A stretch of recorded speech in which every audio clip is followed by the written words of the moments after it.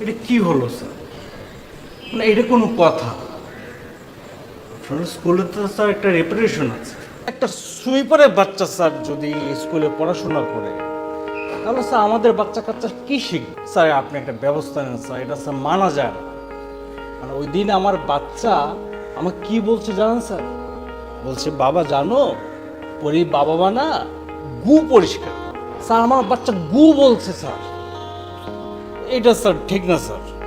Sir, সেদিন আমার মেয়েটাকে আমি একটা খেলনা কিনে দিই, সেজন্য ও আমাকে একটা বাংলায় গালি দিল। কোত্থেকে শিখছে স্যার এগুলো?